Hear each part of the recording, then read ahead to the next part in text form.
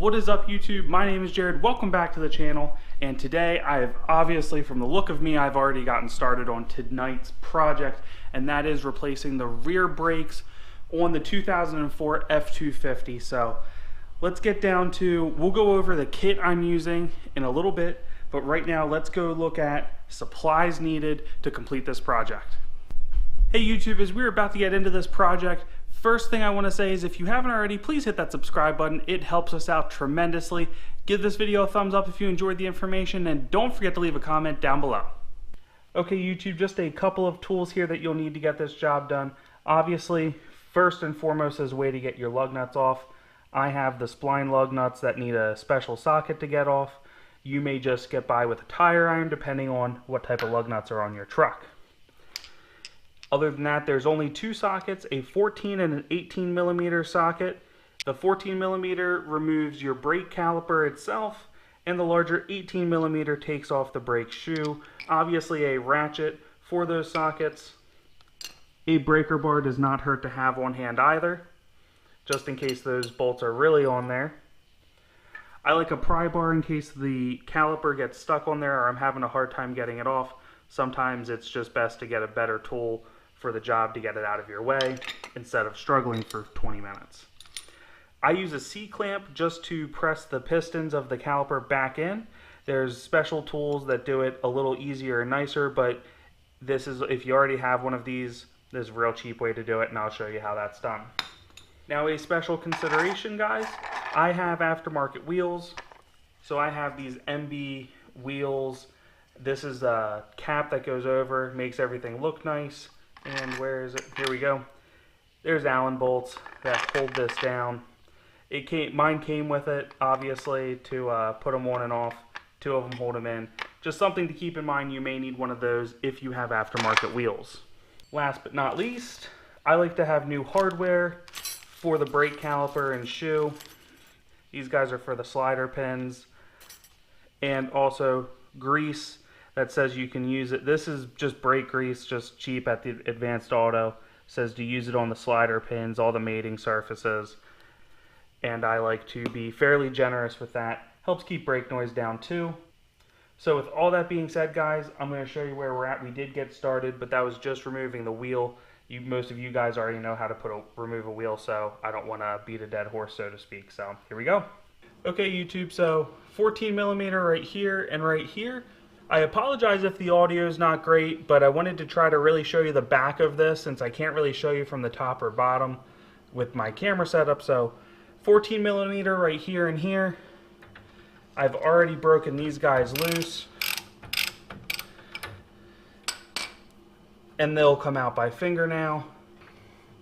18 millimeter right here and right here as well.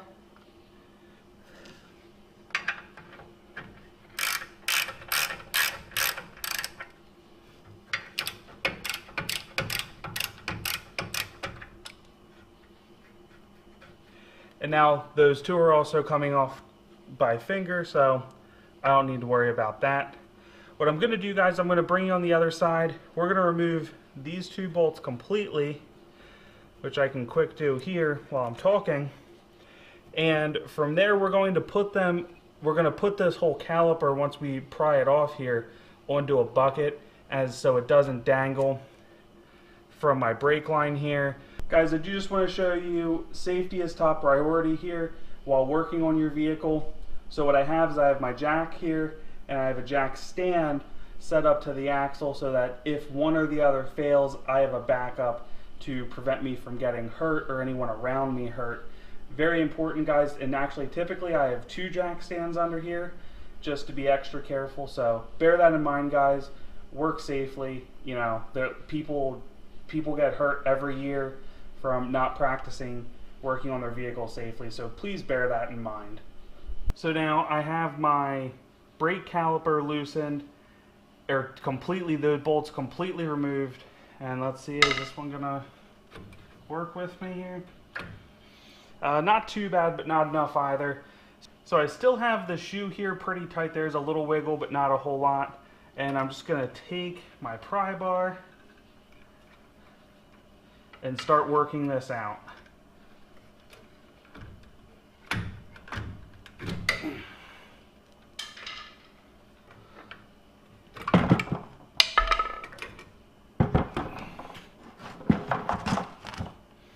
Now once I have it out, set it up here, I can take these pads out, and now I can remove the remaining 2 bolts.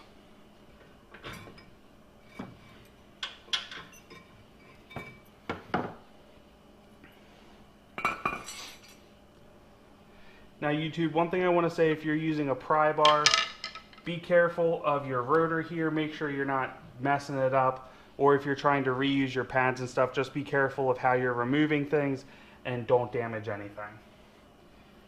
From here, if you're lucky, yours comes off like this. If not, guys, I take a 3-pound mini sledge and I start banging all around until I get it off. Sometimes these get rusted on, and the thing you want to be cautious of is if you're doing that, one, you're going to need to replace this rotor because most likely you're going to completely damage it.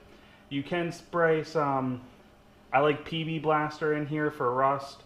While you're in here, this is a great time to take a look at your emergency brake. Also inspect this dust shield. Mine's in great shape. It's funny, these are really known to go bad, but I think if you take caution to make sure you're washing under your truck after snowstorms or after beach trips, and make sure you're getting your undercarriage, you should be good. But this is in pretty good shape all the way around, so no issues there. We're going to get to putting these brakes back together now. So one of these clips came out as we removed the brakes. Here's the other one, and all they do is they pop right out. I do want to say this kit that I'm using, these are the replacement ones, and it comes with very high quality components. Very happy with it. Here are the other ones. Again, in great shape. Definitely reusable if you wanted to. I'm just not a fan of it. So, and one of the things I like about this kit is it comes with new parts, so I don't have to worry about it anyway. So to remove the sliders, all you do is just pull up. They come out. There's one. And there's the other. So these are all greased up. I just remove them. Now what I like to do before I start putting stuff back together is I like to clean everything up. So I clean all the previous grease off the sliders, inspect the slider holes, make sure they're in good shape, there's no debris in there that needs to get removed. So all I'm doing is just taking a rag or a paper towel, whatever you have laying around, and cleaning these off good. Now what I do is I insert the new rubber grommet first.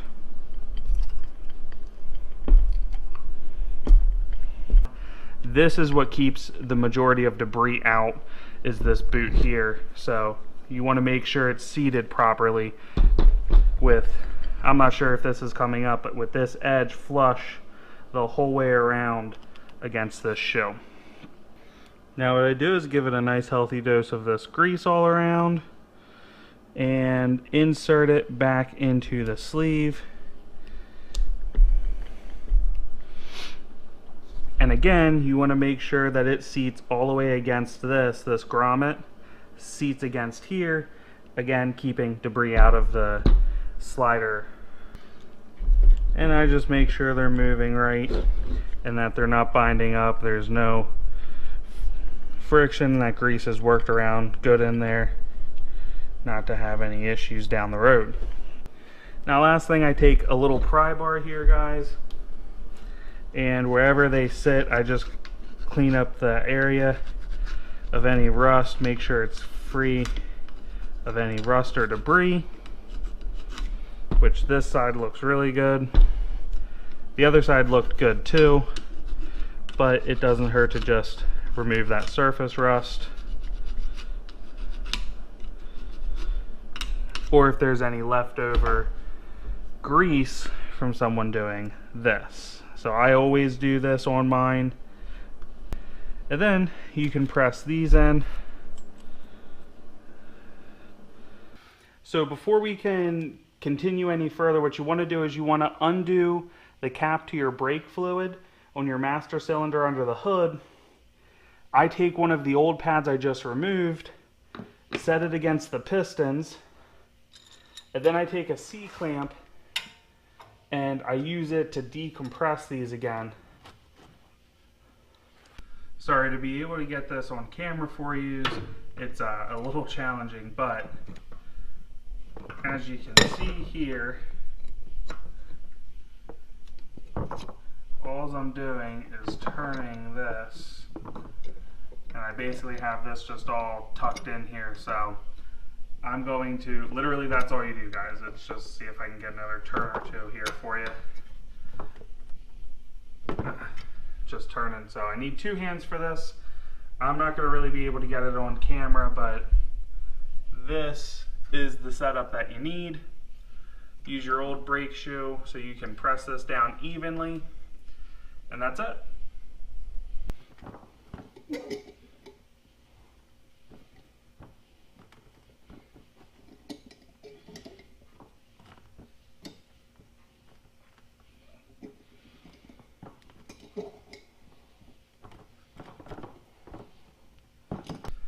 I don't think I showed this how they were protruding before, but now they're flat.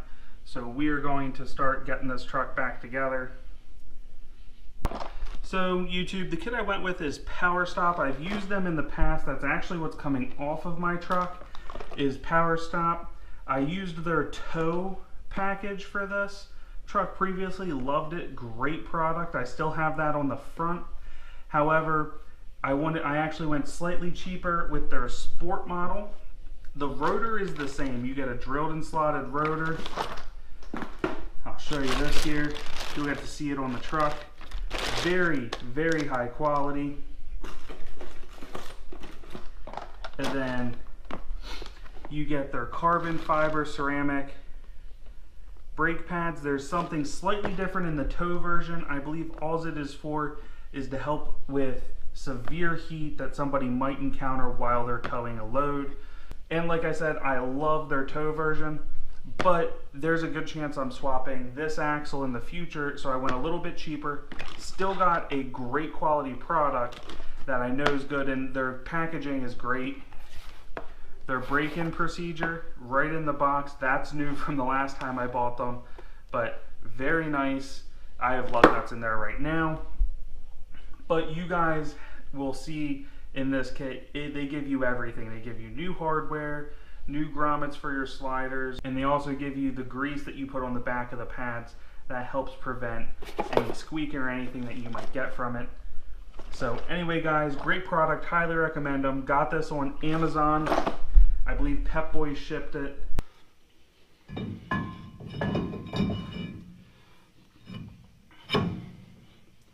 So for these trucks, these just slide on. There are vehicles that sometimes have a bolt hole that you have to put a bolt in to help. Basically all that does is keep this up against it. That's all. Nothing too important, but if it's there, I recommend putting it back on. On these trucks, it's not there. I don't do anything special, guys. If your wheel bearing or the back of this is overly rusted, I try to clean that up good, so this caliper comes off nice and easy in the future. And yes, I always do rotors and pads at the same time. I do not do one or the other by itself. Now, hopefully my audio is showing up all right, but you want to get this back on now.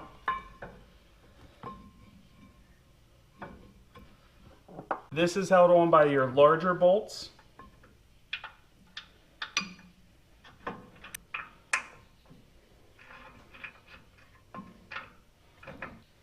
And I just get them hand tight. Now, PowerStop includes their own lubricant or grease, whatever you want to call it, to go on the back of this thing. However, apparently they are a little stingy on it. But I can say I've used it in the past. It is great stuff, and you don't need a ton of this. But I do coat the entire back and the little ears here that sit in the hardware of the shoe. Okay, so what I typically do is press it in at an angle, and then once you have it, make sure that they're both squeezed tight for when you put your caliper on. Putting your caliper on is easy. Remove your bucket. I normally put that completely out of the way. Now once you're just trying to get it on, you just want to get one bolt started, and typically I pick the top one. And then once you have that, you can let go, insert your bottom one. All that's left to do, YouTube, now is torque them down, reinstall our tire, and we are done installing brakes as far as the install portion goes. And then there's the break-in procedure, guys, and each manufacturer has slightly different requirements for their break-in procedure, so just check with each manufacturer to make sure you're breaking them in correctly. And that's all, guys. Well, YouTube, that puts a wrap on this video. As you guys can see, we have the tire back on here. The truck has been put back down off the jack. I am just about to go do the break-in procedure for this video. I am not going to take you guys with me because it's night out and you can't see anything anyway. And like I said, every brake pad is slightly different. They're all basically similar, but there are differences. So please look to your manufacturer of your product that you're buying exactly for your break-in procedure. As always, YouTube, please don't forget to hit that subscribe button, give this video a big thumbs up, and leave a comment down below letting me know what you think of the video, and I'll see you next time.